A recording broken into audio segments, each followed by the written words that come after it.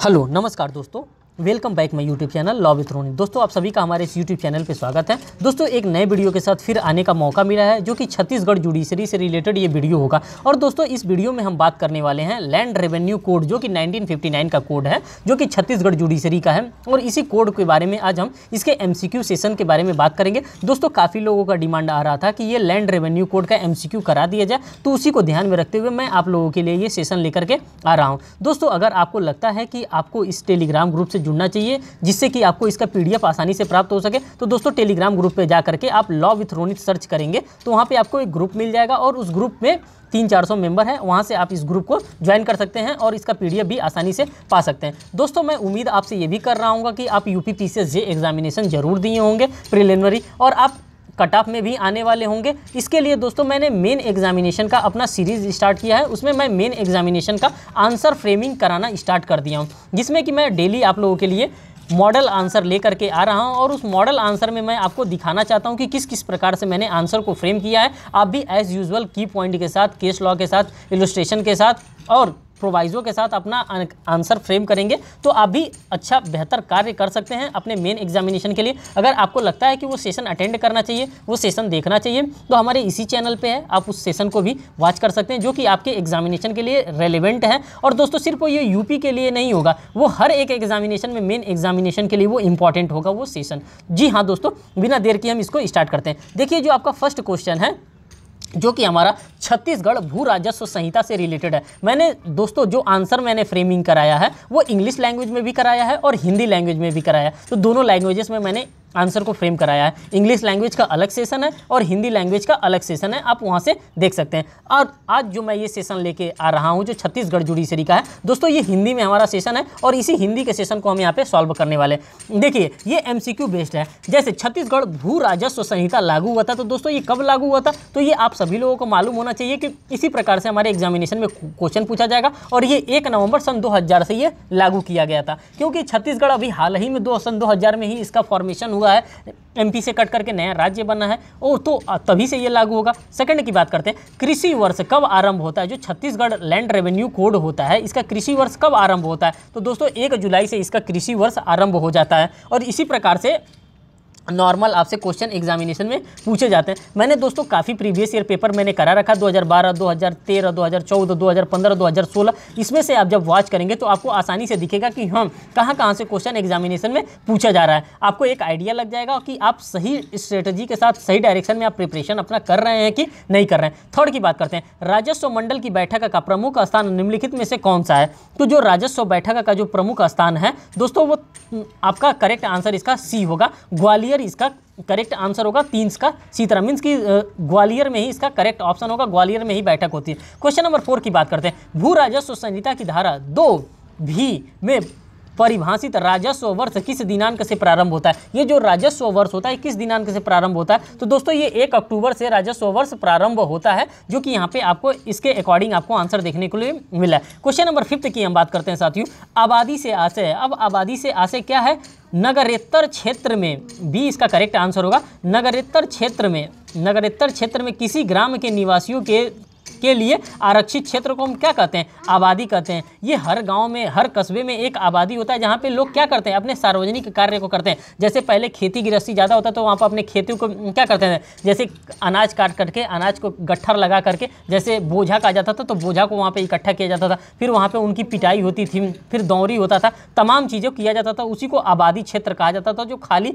गाँव के लिए आवंटित किया जाता था। उसी के बारे में यहाँ पे बात करा। फिर नेक्स्ट हम क्वेश्चन देखते हैं, क्वेश्चन नंबर 6 की। क्वेश्चन नंबर 6 को देखते हैं, आबादी के लिए आशय है, आबादी के लिए आवश्यक है। अब आबादी के लिए दोस्तों क्या आवश्यक है, तो इसमें नगरेतर क्षेत्र का होना। अगर नगरीय क्षेत्र है तभी आबादी वहाँ पे होगा, अगर नगरीय क्षेत्र नहीं हो तो वहाँ पे आबादी नहीं होगा। बात करते हैं क्वेश्चन नंबर 7 के, कृषि के अंतर्गत नहीं है। देखिए निगेटिव क्वेश्चन पूछा जा रहा है कि कृषि के अंतर्गत क्या नहीं आता है। जी हाँ दोस्तों, कृषि के अंतर्गत क्या नहीं आता है, तो कृषि के अंतर्गत ये नहीं आता है, D वाला, बड़े झाड़ों का जंगल जो होता है ये कृषि के अंतर्गत नहीं आता, जो बड़े झाड़ों वाला जंगल होता है वो कृषि के अंतर्गत नहीं आता है। क्वेश्चन नंबर 8 की बात करते हैं, कृषि में सम्मिलित नहीं है। अब देखिए निगेटिव क्वेश्चन का आजकल का जो ट्रेंड हो गया है एग्जामिनेशन में क्वेश्चन पूछने का, वो निगेटिव क्वेश्चन हो गया। निगेटिव क्वेश्चन का तो ये लोग बाढ़ लगा दे रहे हैं कि किस प्रकार से निगेटिव क्वेश्चन पूछ रहे हैं। और बच्चों, जब आप नहीं देख पाते हैं, जब आप लोग नहीं समझ पाते तो आसानी से लगता है कि कृषि सम्मिलित है। नहीं, हम लोगों को दिखता ही नहीं है, लेकिन हम लोगों को नहीं यहाँ पे चोरी से दिया रहता है और वही चोरी हमारा आंसर कटवा देता है, नंबर हमारा लूज करा देता है। तो हमें इसको ध्यान से देखना चाहिए। सगौना का उद्यान, जो सागौन का उद्यान होता है वो कृषि में सम्मिलित नहीं होता है। सिंघाड़े का फसल कृषि में सम्मिलित है, घास की कृषि है, फलों की खेती है। लेकिन जो सागौन का उद्यान होता है, जो सागवान एक लकड़ी होती है, उस लकड़ी का उद्यान जो होता है वो कृषि में सम्मिलित नहीं मानी जाती है। क्वेश्चन नंबर 9 की हम बात देखते हैं, स्वयं की खेती करने से तात्पर्य है। अब स्वयं की खेती किस प्रकार से होती है, तो इस पे उपरोक्त सभी से होती है, मीन्स कि सभी का सभी सही है। स्वयं के पर्यवेक्षण में सेवकों द्वारा या मजदूरी पर जो नगद या वस्तु के रूप में देय होगी से है। सेकंड, भूस्वामी के बड़े लड़के के पर्यवेक्षण में मजदूरी के द्वारा नगद या वस्तु के रूप में देय मंजूरी से होगी। तीसरा, कुटुंब के किसी भी सदस्य द्वारा खेती करने से है। उपर्युक्त सभी, इसका जो होगा डी वाला इसका करेक्ट आंसर होगा। क्वेश्चन नंबर 10 की हम बात करते हैं, इमारती लकड़ी है। दोस्तों अब इमारती लकड़ी किसको कहते हैं, जो चंदन की लकड़ी होती है साथियों, वही इमारती लकड़ी होती है। क्वेश्चन नंबर 11 की बात करते हैं, राजस्व वर्ष की तिथि क्या है। राजस्व वर्ष की जो तिथि होती है वो क्या होती है, तो इसका जो करेक्ट आंसर होगा दोस्तों वो ए होगा, राज्य शासन अधिसूचना द्वारा नियत करती है। ये राज्य शासन अधिसूचना मीन्स की ऑफिशियल गजट में निकाल करके वो नियत करती है, उसी को कहते हैं। क्वेश्चन नंबर 12 की बात करते हैं, सुधार कहलाता है। सुधार क्या होता है, सुधार किसको कहा जाता है, तो सुधार क्या कहलाता है उसी के बारे में यहाँ पे बात कर रहा है। तो क्वेश्चन नंबर 12 का जो करेक्ट आंसर होगा दोस्तों वो सी होगा, किसी भी पूर्वगामी कार्यों का नवीनीकरण क्या कहलाता है, सुधार कहलाता है, उसी को हम लोग सुधार कहते हैं। क्वेश्चन नंबर 13 की हम बात करते हैं साथियों, यहाँ पे 13 में जो बात करता है हमारा वो कहता है सुधार में सम्मिलित नहीं है। अब सुधार में क्या सम्मिलित नहीं है, देखिए यहाँ पे भी एक नेगेटिव क्वेश्चन पूछा गया कि इसमें सम्मिलित क्या नहीं है, तो इसमें सम्मिलित क्या नहीं है, तो जो 13 का आपका करेक्ट आंसर होगा दोस्तों वो डी होगा। ऐसा कार्य जो भूमि के मूल्य को घटाने या नष्ट करता हो, वो क्या चीज़ होता है, वो सुधार में सम्मिलित नहीं होता है। जो हमारी भूमि की मात्रा को, जो हमारी भूमि की उर्वरकता को, जो हमारी भूमि के पैसे को, रेट को कम करता है, क्या वो सम्मिलित होता है, जी बिल्कुल नहीं होता है। क्वेश्चन नंबर 14 की बात करते हैं, आम्रकुंज से तात्पर्य नहीं है। आम्रकुंज से तात्पर्य नहीं है, जो 14 का आपका दोस्तों करेक्ट आंसर होगा वो सी वाला आपका करेक्ट आंसर होगा। सड़क के किनारे आम के वृक्ष से है जो कि संबंधित है। जैसे सड़क के किनारे दोनों साइड में पेड़ नहीं लगा दिए जाते हैं, उसी के बारे में यहाँ पे बात करता है। संहिता में परिभाषित नहीं है। अब संहिता में क्या परिभाषित नहीं है, क्वेश्चन नंबर 15 का आपका जो करेक्ट आंसर होगा दोस्तों वो डी वाला होगा। जो जलोढ़ होता है वो संहिता में परिभाषित नहीं होता है। क्वेश्चन नंबर 16 की बात करते हैं, लगान है।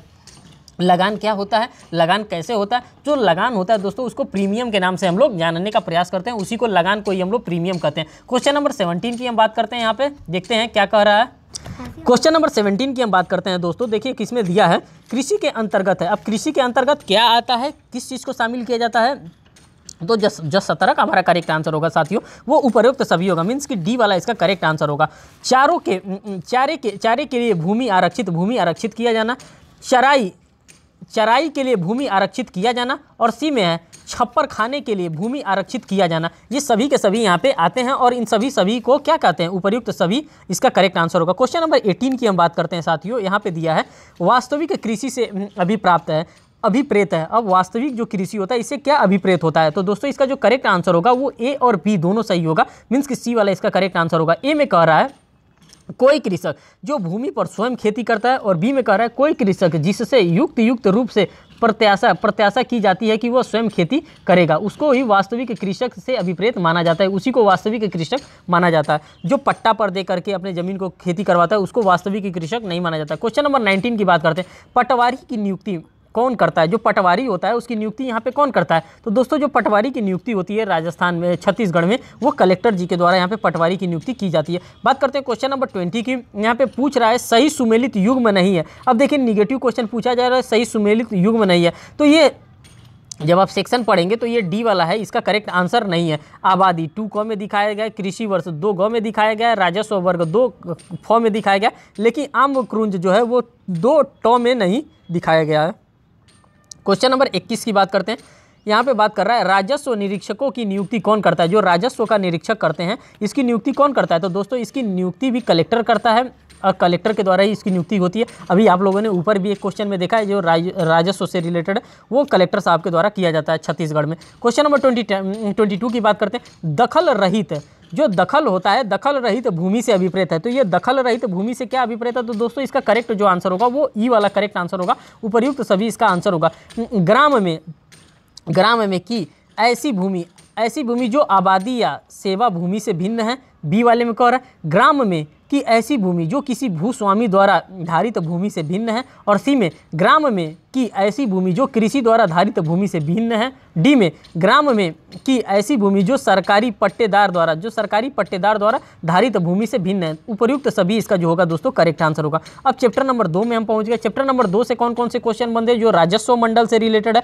अब इनसे क्वेश्चन जो बन रहे हैं उन सभी क्वेश्चन को हम यहाँ पे डिकोड करने वाले। राजस्व मंडल का गठन होता है, तो दोस्तों जो राजस्व मंडल का गठन होता है वो डी के द्वारा। अध्यक्ष के अलावा इसमें सदस्य जितना राज्य सरकार ठीक समझे, अगर जितना राज्य सरकार के द्वारा सदस्य को नियुक्त करना है उसको सदस्य को नियुक्त कर सकता है, राज्य सरकार इसमें अपने सदस्यों को डाल सकता है। तो यही बात बता रहा है। अब यहाँ पे क्वेश्चन नंबर 24 की बात करते हैं। सही सुमेलित युग्म नहीं है, देखिए फिर निगेटिव युग्म नहीं है तो नहीं है, तो इसमें जो 24 का आपका जो करेक्ट आंसर होगा दोस्तों वो बी वाला आपका करेक्ट आंसर होगा। जो राजस्व वर्ष 1 अगस्त से प्रारंभ होने वाला वर्ष है, तो ये नहीं है। आप लोगों ने पहले ही देखा था कि जो जुलाई से हो रहा था, अगस्त से नहीं हो रहा था।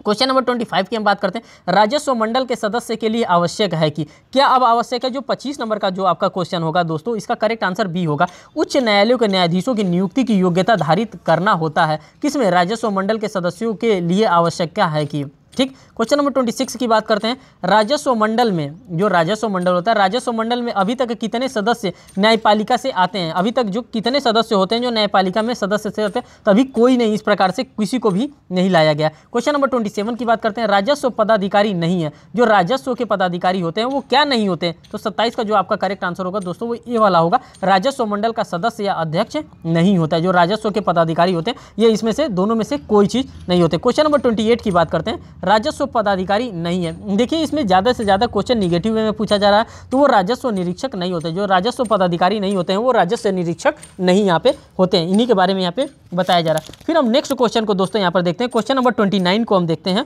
29 में कह रहा है कौन राजस्व अधिकारी, अब इसमें किसको राजस्व अधिकारी नियुक्त किया जाता है, तो 29 का जो आपका करेक्ट आंसर दोस्तों होगा वो डी होगा। उपरोक्त सभी को राजस्व अधिकारी बनाया जा सकता है। जिला सर्वेक्षण अधिकारी को, उप सर्वेक्षण अधिकारी को, सहायक भू अभिलेख अधिकारी को क्या कहते हैं, राजस्व अधिकारी यहाँ पे नियुक्त किया जा सकता है, मीन्स की बनाया जा सकता है। क्वेश्चन नंबर 30 की हम बात करते हैं साथियों। क्वेश्चन नंबर 30 में आता है निम्नलिखित कथनों में सत्य कथन है। अब जो कथन दिया गया है, जो यहाँ पे लिखा गया है, इसमें से कौन सा इसमें सही है उसी के बारे में हमको बताना है। समस्त राजस्व अधिकारी राज्य सरकार की या खंड सरकार की, इन्हीं लोगों के बारे में यहाँ पे बताना है। तो 30 का जो दोस्तों हमारा करेक्ट आंसर होने वाला है वो डी यहाँ पे करेक्ट आंसर होने वाला है। मीन्स कि उपर्युक्त सभी की बात कर रहा है, और सभी में क्या क्या आते हैं, सभी में ये लोग आते हैं। समस्त राजस्व अधिकारी राज्य सरकार के अधीनस्थ होंगे, बी में बता रहा है। खंड के समस्त राजस्व अधिकारी संबंधित आयुक्त के अधीन होंगे, सी में बता रहा है। जिले के समस्त राजस्व अधिकारी कलेक्टर के अधीनस्थ होंगे। तो 30 का जो आपका करेक्ट आंसर होगा साथियों वो डी वाला आपका करेक्ट आंसर होगा। बात करते हैं क्वेश्चन नंबर 31 की। 31 में देखिए यहाँ पे क्या कह रहा है। जिलों को समाप्त करने या सृजित करने की शक्ति राज्य सरकार की किस धारा के अंतर्गत प्राप्त है, या किस धारा के अंतर्गत ये प्राप्त है, तो 31 का जो साथियों का करेक्ट आंसर होगा बी होगा। धारा 13 के अंतर्गत ये शक्ति प्राप्त है। क्वेश्चन नंबर 32 की हम बात करते हैं। आयुक्त होता है, जो आयुक्त होता है ये आयुक्त कौन होता है, जो प्रत्येक संभाग में एक आयुक्त को नियुक्त किया जाता है। क्वेश्चन नंबर 33 की बात करते हैं। राज्य सरकार प्रत्येक जिले में एक कलेक्टर की नियुक्ति करता है, किसके द्वारा करता है, किस पावर से करता है, तो वो धारा 16 के अंतर्गत दिए गए प्रावधानों के अनुसार वो क्या करता है, नियुक्त करता है। अब हमारे पास आ जा रहा है जो अध्याय 4 से रिलेटेड जो भी क्वेश्चन होते हैं उन सभी क्वेश्चन को हम यहाँ पे डील करते हैं, जो कि अध्याय 4 हमारा किस चीज़ से डील करता है, राजस्व अधिकारियों तथा राजस्व न्यायालयों की प्रक्रिया से रिलेटेड ये मामला है, उसी के बारे में डील करता है। क्वेश्चन नंबर 34 की हम बात करते हैं। भूमि पर प्रवेश एवं सर्वेक्षण करने की शक्ति प्राप्त है, तो ये किसको प्राप्त है, जो 34 का आपका करेक्ट आंसर होगा दोस्तों वो डी होगा। उपर्युक्त सभी पटवारी को, भूमापक को और राजस्व निरीक्षक को ये प्राप्त है। क्वेश्चन नंबर 35 की हम बात करते हैं। यहाँ पे 35 में बात कर रहा है मंडल एवं आयुक्त के मामलों को अंतरित करने की शक्ति किस धारा के अंतर्गत प्राप्त किया गया, जो तो 35 का आपका करेक्ट आंसर होगा साथियों वो ए वाला होगा। धारा 29 के अंतर्गत, धारा 29 39 के अंतर्गत ये प्राप्त है। क्वेश्चन नंबर 36 की बात करते हैं। कलेक्टर या उपखंड अधिकारी किसी मामले के विनिश्चय हेतु अपने अधीनस्थ अधिकारियों को मामलों को अंतरित सौंपने की शक्ति किस धारा के अंतर्गत प्राप्त है? तो जो 36 का आपका साथियों करेक्ट आंसर होगा वो वाला आपका ए वाला यहाँ पे करेक्ट आंसर होगा। धारा 30 के अंतर्गत ये बातें बताई गई हैं। क्वेश्चन नंबर 37 की यहाँ पे हम साथियों बात करते हैं, तो यहाँ पे दे रहा धारा 29 के अंतर्गत मामलों को अंतरित करने की शक्ति प्राप्त है। तो जो 37 पे आपका करेक्ट आंसर होगा दोस्तों वो सी होगा। ए और बी को यहाँ पे बता रहा है, राजस्व बोर्ड को और राजस्व और आयुक्त को दोनों को यहाँ पे लेकर के ये चल रहा है। क्वेश्चन नंबर 38 की हम बात करते हैं। क्वेश्चन नंबर 38 में बात कर रहा है दोस्तों, ये नॉर्मल क्वेश्चन है, इसीलिए मैं इसमें ज़्यादा एलोब्रेट नहीं कर रहा और इसमें से मात्र आपके लिए 3 से 4 क्वेश्चन आपके लिए एग्जामिनेशन के लिए इंपॉर्टेंट है। क्योंकि जब आप प्रीवियस ईयर पेपर को एनालिसिस करेंगे तो वहाँ पे आप पाएंगे कि सिर्फ 3 से 4 क्वेश्चन इससे पूछा जा रहा है और इसमें हम फर्जी इतना अफोर्ड डालें ये हमारे लिए उतना रिलेवेंट नहीं हो जाता। 3-4 नंबर के लिए हमें ऐसे ही MCQ बेस्ड ही हमें पढ़ना, जो हमें पढ़ना है वो हमारा मेजर सब्जेक्ट है, जैसे CPC, CRPC, कॉन्स्टिट्यूशन, कॉन्ट्रैक्ट है, इस पर हम ज़्यादा फोकस्ड रहेंगे तो ये हमें ज़्यादा नंबर गेन करा करके हमारे एग्जामिनेशन में जाने वाले हैं। तो हमें इन जो माइनर एक्ट है, इनका जो लोकल एक्ट है, इस पर हमें ज़्यादा फोकस नहीं रहना, क्योंकि 15 से 20 क्वेश्चन ही इनके एग्जामिनेशन में आते हैं। आप पेपर को उठाइए और पेपर को एनालिसिस करिए, वहाँ पे आपको आसानी से पता चल जाएगा। क्वेश्चन नंबर 38 की बात करते हैं। किसी विशेष मामले को एक जिले के राजस्व अधिकारी से दूसरे जिले के राजस्व अधिकारी को मामला अंतरित करने का आवेदन दिया जा सकता है। तो 38 का जो आपका करेक्ट आंसर होगा साथियों वो बी वाला आपका करेक्ट आंसर होगा। वो आयुक्त के समक्ष किया जा सकता है। देखिए यहाँ पे एक नोट भी दिया है, बोर्ड स्वतः एवं आयुक्त आवेदन पर विशिष्ट मामलों को एक जिले से दूसरे जिले के राजस्व अधिकारी को अंतरित कर सकते हैं, ये बात बताइए। क्वेश्चन नंबर 39 की बात करते हैं। राजस्व अधिकारी व्यक्तियों को साक्ष्य या दस्तावेज पेश करने के लिए हाजिर होने के लिए समन भेज सकती हैं, और ये शक्ति कहाँ पर दिया है? 39 का जो आपका करेक्ट आंसर होगा धारा 33 के अंतर्गत ये शक्ति प्रावधान उनको किया गया है और उसी शक्ति का वो इस्तेमाल करते हैं। क्वेश्चन नंबर 40 की हम बात करते हैं। राजस्व न्यायालय प्रकरण की एक पक्षीय सुनवाई कर सकते हैं यदि, तो जो 40 का आपका दोस्तों करेक्ट आंसर होगा वो ए वाला करेक्ट आंसर होगा। तामील की प्रक्रिया विधि पूर्वक हुई हो, जब तक आप तामील की प्रक्रिया विधि पूर्वक नहीं करते हैं तो इसको नहीं माना जाएगा। क्वेश्चन नंबर 141 की हम बात करते हैं। धारा 33 के अंतर्गत पक्षकार या साक्षी को हाजिर होने के लिए समन भेजेगा या लेकिन समन का अनुपालन करने में चूक करना है तो उसे क्या कहा जा सकता है? तो 41 का जो आपका करेक्ट आंसर होगा दोस्तों वो डी वाला आंसर आपका करेक्ट होगा। उपर्युक्त सभी गिरफ्तारी का वारंट जारी किया जा सकता है, जैसे हम करते हैं CPC में, CRPC में। आदेश दे सकेगा कि उपसंजात के लिए प्रतिभूत मीन्स की गारंटी दे। 1000 रुपये से अधिक जुर्माने का आदेश कर सकेगा। उपर्युक्त सभी हमारा यहाँ पे करेक्ट आंसर मार्क किया जाएगा। क्वेश्चन नंबर 42 की हम बात करते हैं साथियों। किस धारा के अंतर्गत साक्षी को हाजिर होने के लिए विवश किया जा सकता है? जिस प्रकार से हम लोग वहाँ पे कंपेल करते हैं CRPC में, उसी प्रकार से यहाँ पे भी दे रहा है। 42 का इसका जो करेक्ट आंसर होगा दोस्तों वो बी होगा। धारा 34 के अंतर्गत यहाँ पे कंपेल कर सकते हैं, उसको विवश कर सकते हैं आने के लिए। क्वेश्चन नंबर 43 की हम बात करते हैं। एक व्यक्ति पक्षकार साक्षी समन के तामील के बाद हाजिर नहीं होता है तो अधिकारी उस पर कितना जुर्माना अधिरोपित कर सकता है? जो 43 का आपका दोस्तों करेक्ट आंसर होगा वो ए वाला होगा। 1000 रुपये से अधिक नहीं कर सकता, मीन्स कि 1000 रुपये उसके ऊपर कम मुआवजा लगा सकता है, मीन्स कि उसके ऊपर जुर्माना लगा सकता है। क्वेश्चन नंबर 44 की हम बात करते हैं। राजस्व पदाधिकारी के न्यायालय का दर्ज किस धारा में, मीन्स की दर्जा किस धारा के तहत प्रावधान किया गया? तो जो 46 का जो 44 का जो आपका करेक्ट आंसर होगा दोस्तों ये बी वाला आपका करेक्ट आंसर होगा। धारा 31 के अंतर्गत ये बताया जा सकता है। क्वेश्चन नंबर 45 की हम बात करते हैं। यहाँ पे राजस्व पदाधिकारी को किस धारा के तहत अंतर्निहित शक्तियाँ प्राप्त है? तो जो क्वेश्चन नंबर 45 है साथियों, क्वेश्चन नंबर 45 का आपका करेक्ट आंसर सी होगा। धारा 32 के अंतर्गत ये बताया जा रहा है। क्वेश्चन नंबर 46 की बात करते हैं। राजस्व न्यायालयों में उपस्थिति होकर कार्यवाही करने के लिए कौन सक्षम नहीं है? तो जो 46 का आपका साथियों करेक्ट आंसर है, 46 का ए वाला यहाँ पे करेक्ट आंसर होगा। पक्षकारों का पिता या परिवार का कोई भी सदस्य यहाँ पे आ सकता है, वही माना जाएगा। क्वेश्चन नंबर 47 की हम यहाँ पे बात करते हैं। क्वेश्चन नंबर 47 में दे रहा है राजस्व न्यायालय को प्राकृतिक न्याय के सिद्धांत का पालन करना होगा। किस प्रकार से करना होगा? 47 का जो आपका करेक्ट आंसर हो दोस्तों वो बी है, वो अनिवार्य होता है, इनको अनिवार्य रूप से उनका पालन करना होता है। क्वेश्चन नंबर 48 की हम बात करते हैं। क्वेश्चन नंबर 48 में है धारा 28 के तहत राजस्व पदाधिकारी द्वारा किसी आवासीय भूमि पर कार्यवाही करने हेतु प्रवेश के लिए, अब 48 का जो यहाँ पे इनका करेक्ट आंसर होगा वो ए वाला होगा। 24 घंटे के पहले अधिभोगी को सूचना देना यहाँ पे आवश्यक माना जाएगा, तभी आप वहाँ पे प्रवेश कर सकते हैं, अन्यथा नहीं। क्वेश्चन नंबर 49 की यहाँ पे बात करते हैं साथियों। यहाँ पे दे रहा है छत्तीसगढ़ भू राजस्व संहिता की धारा 29 के अंतर्गत राजस्व मामला एक जिले से अन्य जिले में अंतरित करने के लिए कौन सक्षम है? एक जिले से दूसरे जिले में ट्रांसफर करने के लिए कौन अंतरित है? तो राजस्व मंडल के द्वारा ये किया जा सकता है, उसी के पास ये राइट होता है। क्वेश्चन नंबर 50 की हम बात करते हैं साथियों।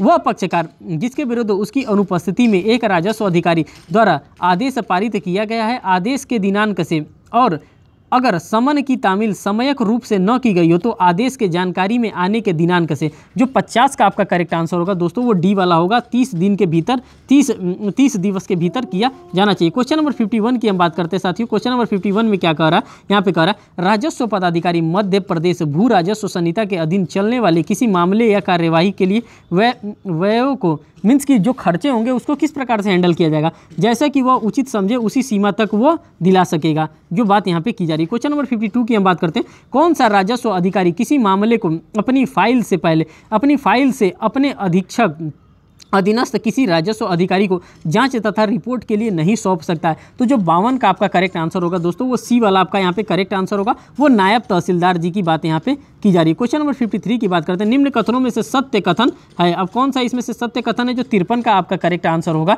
दोस्तों ये यहाँ पे आपका डी वाला करेक्ट आंसर होगा। उपर्युक्त सभी, जब उपर्युक्त सभी कह रहा है तो ए वाला को देखिए, समस्त राजस्व अधिकारी राज्य सरकार के अधीनस्थ होंगे, संभाग के समस्त राजस्व अधिकारी आयुक्त के अधीनस्थ होंगे। और सी में कह रहा है जब तक राज्य सरकार अन्यथा निर्दिष्ट न करे जिले के समस्त राजस्व अधिकारी कलेक्टर के अधीनस्थ होंगे। उपर्युक्त सभी जो यहाँ पे होगा करेक्ट आंसर होगा। क्वेश्चन नंबर 54 की बात करते हैं। पक्षकार की अनुपस्थिति में सुनवाई राजस्व अधिकारी कर सकेगा। ये किस प्रकार से कर सकेगा? तो 54 का जो आपका करेक्ट आंसर है दोस्तों वो ए वाला है। धारा 35 के अंतर्गत ये कार्य कर सकता है। बात करते हैं नेक्स्ट यहाँ पे क्वेश्चन नंबर 55 की। तो 55 में क्या कह रहा है? सुनवाई का स्थगन अधिकतम कितनी बार हो सकता है? जो सुनवाई होता है इसका स्थगन कितनी बार हो सकता है? तो 255 का जो आपका करेक्ट आंसर होगा वो सी होगा। 4 बार यहाँ पे सुनवाई का स्थगन किया जा सकता है। क्वेश्चन नंबर 56 की बात करते हैं। सर्वाधिक सत्य कथन है। अब इसमें जो 56 में जो सबसे सर्वाधिक सत्य कथन होगा वो डी वाला यहाँ पे 56 का कथन होगा। उल्टा या परिवर्तित किया जा सकता है जब वो न्याय न हो पाए, तो इसी के बारे में यहाँ पे बात कर रहा है। क्वेश्चन नंबर 57 की यहाँ पे दोस्तों बात कर रहा है। 57 में बात कर रहा है राजस्व अधिकारी द्वारा पारित आदेश गलती से या अनियमितता के कारण तब उलटने योग्य होगा। 57 का जो दोस्तों आपका करेक्ट आंसर होगा वो ए वाला यहाँ पे करेक्ट आंसर होगा। जब वस्तुतः न्याय न हो पाया हो तभी ये पलटा जा सकता है, अन्यथा नहीं। क्वेश्चन नंबर 58 की बात करते हैं। 58 में बात कर रहे हैं जब संहिता में किसी अभिव्यक्त उपबंध के अभाव में राजस्व न्यायालय द्वारा कौन सी प्रक्रिया अपनाया जाएगा? तो जो 58 का आपका करेक्ट आंसर होगा वो ए वाला आपका करेक्ट आंसर होगा। सिविल प्रक्रिया संहिता में अभिकथित प्रक्रिया के बारे में यहाँ पे बताया जा रहा है। क्वेश्चन नंबर 59 के बारे में करते हैं। राजस्व मंडल को नियम बनाने की शक्ति के प्रावधान है। तो ये किसके पास नियम बनाने की शक्ति के प्रावधान है? उपरोक्त में से कोई नहीं। इसका जो करेक्ट आंसर होगा वो डी होगा। इसमें से किसी के पास नहीं है। क्वेश्चन नंबर 60 की हम बात करते हैं साथियों। यहाँ पे देखिए इस संहिता में किस अभिव्यक्त उपबंध न होने की दशा में सिविल प्रक्रिया संहिता लागू होती है? किस धारा में ये बात कहा गया है? तो जो 60 का आपका करेक्ट आंसर होगा दोस्तों वो डी वाला करेक्ट आंसर होगा। सेक्शन नंबर 43 में ये बात कही गई है। अब हमारे पास आ जाता है अध्याय 5 जो कि अपील, पुनरीक्षण और पुनर्विलोकन से संबंधित है। ठीक, तो इसमें क्वेश्चन नंबर 61 आ जा रहा है। भू राजस्व संहिता के अपील के प्रावधान किस धारा में प्रावधान किया गया? तो 61 का जो दोस्तों आपका करेक्ट आंसर होगा वो ए वाला करेक्ट आंसर होगा। धारा नंबर 44 में ये बात कही गई है। बात करते हैं क्वेश्चन नंबर 62 की। उपखंड अधिकारी द्वारा पारित मूल आदेश की अपील होगी। तो दोस्तों कहाँ होगी? जो 62 की आपका करेक्ट आंसर होगा वो ए वाला आपका करेक्ट आंसर होगा। कलेक्टर के समक्ष इसको किया जाएगा। क्वेश्चन नंबर 63 की हम यहाँ पे साथियों बात करते हैं। सही सुमेलित युग्म नहीं है। अब यहाँ पे पूछ रहा है निगेटिव वे में सही सुमेलित युग्म नहीं है। जो डी वाला है दोस्तों वही हमारा सही सुमेलित युग्म नहीं है, बाकी सभी जो हैं वो सही सुमेलित युग्म है। क्वेश्चन नंबर 64 की बात करते हैं। द्वितीय अपीलीय न्यायालय नहीं है। जो सेकेंड अपील का न्यायालय है वो कौन सा न्यायालय नहीं है? जो 64 का दोस्तों आपका करेक्ट आंसर होगा और डी होगा। वो कलेक्टर का यहाँ पे न्यायालय, कलेक्टर का कोर्ट होगा, बाकी कोई नहीं होगा। क्वेश्चन नंबर 65 की बात करते हैं। प्रथम अपीलीय न्यायालय है। अब प्रथम अपीलीय न्यायालय कौन है? तो जो 65 का दोस्तों आपका करेक्ट आंसर होगा वो ई वाला होगा। तो वो ई वाले में क्या होगा? उपर्युक्त सभी, उपखंड अधिकारी, कलेक्टर, बोर्ड और आयुक्त, ये सभी लोग यहाँ पे माने जाते हैं। क्वेश्चन नंबर 66 की बात करते हैं।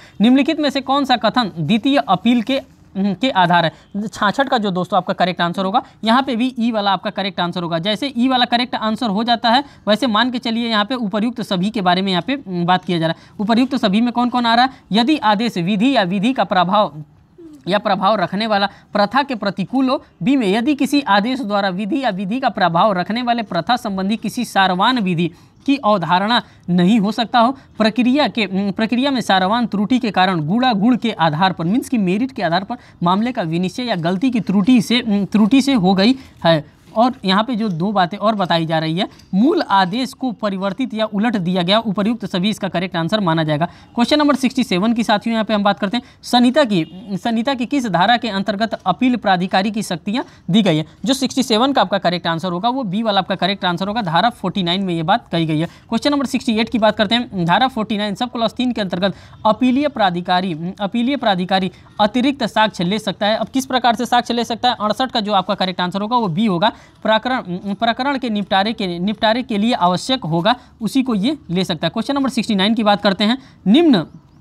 निम्न आदेश की अपील नहीं होगी। इसमें से कौन जो होगा वो आदेश की अपील नहीं होगा? 69 का जो दोस्तों आपका करेक्ट आंसर होगा वो डी होगा। उपर्युक्त सभी जो अंतरिम रूप का है बी वाले में स्टे के लिए आवेदन को मंजूर कर लिया गया हो। सी में स्टे रोक के लिए आवेदन को नामंजूर कर लिया गया हो। उपर्युक्त सभी की बात करता है। क्वेश्चन नंबर 70 की बात करता है। कुछ आदेश अपीलीय नहीं होती है। अब इसमें से कौन बता रहा है कि कुछ आदेश जो होती है वो अपीलीय नहीं होती? तो 70 का दोस्तों ए वाला होता है। धारा 46 के अधीन की बात कर रहा है। क्वेश्चन नंबर 71 की यहाँ पे बात कर रहा है। 71 में बताया जा रहा है निम्न आदेश की धारा 46 के अधीन अपील नहीं होगी। तो 71 का जो आपका साथियों करेक्ट आंसर होगा वो डी वाला यहाँ पे करेक्ट आंसर होगा। उपर्युक्त सभी की बात कर रहा है। पुनर्विलोकन के लिए किए गए आवेदन को नामंजूर करने की। बी में अपील परिसीमन अधिनियम की धारा 5 के अंतर्गत ग्रहण की गई हो। और सी में पूर्व विलोकन का आवेदन परिसीमन अधिनियम के धारा 5 के अंतर्गत ग्राह्य की गई हो। बात करते हैं क्वेश्चन नंबर 72 की। 72 वाले में जो बात कर रहा है सही सुमेलित युग्म है। अब इसमें 72 वाले में जो कर रहा है सही सुमेलित युग्म है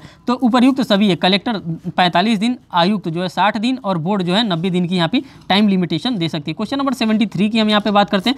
छत्तीसगढ़ भू राजस्व अधिनियम की किस धारा में अपील को परिसीमित काल दी गई है? तो 73 का जो साथियों आपका करेक्ट आंसर होगा वो सी वाला यहाँ पे करेक्ट आंसर होगा। यहाँ पे 47 की बात कर रहा है। बात करते हैं सी वाला करेक्ट आंसर। 74 की बात करते हैं। सही सुमेलित युग्म है। अब यहाँ पे कौन सा जो है युग्म है जो सही सुमेलित है? तो दोस्तों इसका जो डी है वही सही सुमेलित है। मीन्स की सभी अपील धारा 44 में पुनर्निरीक्षण, धारा 50 में पुनर्विलोकन, धारा 51 में ये बात दिया गया। क्वेश्चन नंबर 75 की यहाँ पे हम साथियों बात करते हैं। कौन सा राजस्व प्राधिकरण पुनर्विलोकन कर सकता है? तो 75 का जो आपका दोस्तों करेक्ट आंसर होगा वो सी वाला यहाँ पे करेक्ट आंसर होगा। ए और बी की बात करता है, मंडल की बात करता है और प्रत्येक राजस्व अधिकारी की बात यहाँ पे कर रहा है। क्वेश्चन नंबर 76 की बात करता है। उपशमन अबेटमेंट का सिद्धांत किस सिद्धांत तक लागू होता है? तो जो 76 का जो दोस्तों आपका करेक्ट आंसर होगा वो सी वाला यहाँ पे करेक्ट आंसर होगा। अपीलीय रिव्यू एवं रिवीजन में ये तीनों जगह पे ये लागू होता है। उसी तीनों के बारे में बात करता है। क्वेश्चन नंबर 77 की बात करते हैं। छत्तीसगढ़ भू राजस्व संहिता के अंतर्गत राजस्व मंडल द्वारा पुनर्निरीक्षण की शक्ति का प्रयोग किस धारा के अंतर्गत